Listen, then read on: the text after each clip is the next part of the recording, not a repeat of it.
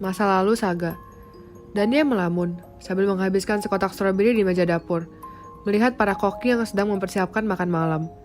Walaupun matanya melihat mereka, tapi tidak dengan pikirannya. Hubunganku dengan Tuan Saga sejauh ini berjalan dengan sangat baik. Ya, dia sudah seperti manusia yang bisa diajak bicara. Walaupun begitu, aku tetap harus menjaga jarak, baik hatiku atau tubuhku. Kenapa? Karena aku tahu dia adalah Tuan Saga. Dia tidak mencintaiku dan aku hanyalah pelayan berstatus istri. Helena, wanita yang dicintainya, juga telah kembali. Mungkin saat ini dia sedang bimbang, tapi cinta tidak bisa dibohongi kan? Dia pasti kembali ke tempat sejatinya. Dania sudah menghabiskan stroberinya, menggeser kotak ke pinggir. Lalu dia bangun dari duduk. Dia ingin bicara dengan manusia. Dia sudah mau melangkah menuju rumah belakang, tapi saat melihat Jenika, adik iparnya sedang tiduran di sofa ruang keluarga, dia mendekatinya, duduk menjatuhkan diri di sofa di depannya. Jenika melirik sekilas, tidak beraksi. Lalu memilih kembali dengan HP-nya. Jen, Dania memanggil. Apa? Ketus membalas. Jangan bicara padaku. Jen, menurutmu Tuan Saga masih mencintai Helena nggak ya? Tidak peduli dengan kalimat terakhir Jenika. Dia kesal, bangun dari duduk dan membanting HP di sampingnya. Dia sudah mendapat cerita tentang semakin ketatnya aturan rumah ini menyangkut penyebutan nama Helena. Apalagi sampai Han sudah menghukum 3 pelayan karena bergosip tentang Helena. Jenika tidak tahu kalau sebenarnya gadis depannya inilah sumber masalah kemarin. Kakak ipar, jangan membahas Kak Helena lagi. Aku tidak mau dihukum Han. Sekarang kan sekretaris Han tidak ada. Mengedarkan pandangannya menyapu ruangan. Tidak ada orang di sini, begitu gumam Dania. Memang kakak pikir mata Kak Saga di rumah ini cuma sekretaris Han. Pak Mun lewat, berjalan menuju dapur. Dania melihat Jenika melirik laki-laki itu. Makanya pelankan suaramu. Kenapa juga teriak-teriak? Aku juga nggak tuli kali. Dania tersenyum sambil angkat bahu. Tapi kenapa Tuan Saga dingin sekali kepada Helena kemarin? Bahkan aku saja merasa kasihan padanya. Kakak ipar, sebenarnya apa sih yang kamu tahu? Menyedihkan sekali hidupmu. Yang harus kamu kasihani itu dirimu sendiri, bukan Kak Helena. Menghina dengan sorot matanya. Dia menepuk kursi di sebelahnya agar Dania pindah. Telinga dan mata Kak Saga di rumah ini banyak sekali. Bisa celaka dia kalau sampai Han tahu dia bicara banyak pada Dania. Sebenarnya dia mau bicara begini bukan karena dia menyukai Dania. Tidak sama sekali. Dia hanya ingin melihat mental down kakak iparnya. Aku cerita dari mana ya, biar otak kakak ipar ini nyambung? Berpikir.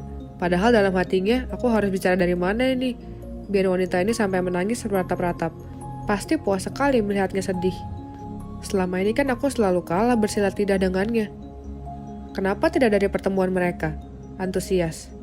Asik, ternyata Jenika ini sebenarnya polos dan manis ya. Dia ini seperti raksa. Dipancing sedikit saja semua rahasia akan terbeber dengan sempurna. Dania tidak tahu isi hati Jenika yang sebenarnya berpikir dengan baiknya. Danau hijau. Kenapa kalian selalu membahas danau hijau? Memang ada apa dengan danau itu? Itu adalah tempat pertama kali Kak Saga dan Kak Helena bertemu. Dania tercengang. Jadi danau itu tempat tumbuhnya cinta mereka. Tapi tunggu, bukankah Noah juga menganggap tempat itu keramat? Jadi sebenarnya hubungan ketiga orang itu bagaimana sih? Sekarang Kakak ipar sudah paham kan? Walaupun sikap Kak Saga dingin pada Kak Helena, tapi dia masih sangat mencintai Kak Helen. Jadi kakak yang sebenarnya harus dikasihani. Kenapa? Polosnya tidak dibuat-buat. Dania memang tidak paham dengan masuk Jenika kali ini.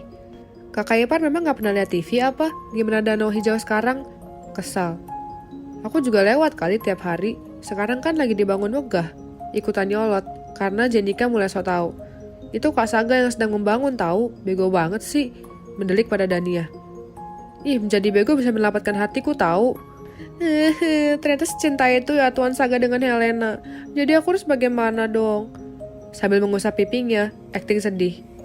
Kakak ipar sudah tidak ada harapan. Jenika menepuk punggung Dania berulang, merasa sedikit iba. Kasihan sekali kamu kak, bahkan belum mendapatkan kemewahan setahun sudah harus tendang dari rumah ini.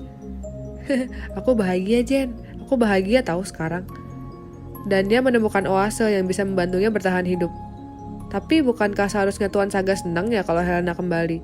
Tidak perlu sampai bersikap dingin begitu kan? Yang penting kan Helena sudah kembali. Cih, kakak iparnya benar-benar tidak tahu apa-apa ya, mendengus. Kak Saga adalah anak laki-laki konglomerat negeri ini yang memulai meneruskan bisnis keluarga dari usia masih sangat muda. Kecelakaan ayah merubah segalanya dalam hidup kami. Kakak yang seharusnya masih sekolah sudah harus menjadi pimpinan tertinggi di Antana Group. Mungkin dulu kakak ipar masih main boneka saat Kak Saga mulai menggantikan ayah. Aku gak pernah main boneka setelah usia aku 7 tahun.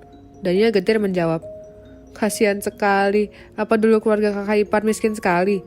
Jenika menepuk pundak Dania lagi. Dia tidak tahu, karena selepas itu ibu tirinya tidak pernah memberinya boneka lagi. Kak Saga sudah jadi jauh lebih posesif pada kami, karena takut kami celaka atau apa. Setiap hal yang kami lakukan harus dilaporkan padanya. Dia bisa marah kalau kami melakukan sesuatu tanpa izinnya. Kenapa? Karena Kak Saga takut terjadi apa-apa pada kami. Dia tidak mau kehilangan lagi. Ada yang meneruak ke dalam dada Dania. Ternyata laki-laki yang tampak dingin itu ternyata berhati hangat dan peduli pada keluarganya. Dan karena Helena pergi tanpa izin darinya, makanya dia sangat marah. Ya, begitulah. Walaupun kami sayang pada Kak Helen, tapi kami juga sedikit kesal padanya. Kak Helen membuat luka lama Kak Saga terbuka lagi. Dia pasti ingat kepergian ayah yang sangat tiba-tiba waktu itu. Kenapa aku jadi menoleransi beberapa sifat arogannya sih? Baiklah, aku akan memaafkan dia menindasku asalkan masih di batas kewajaran.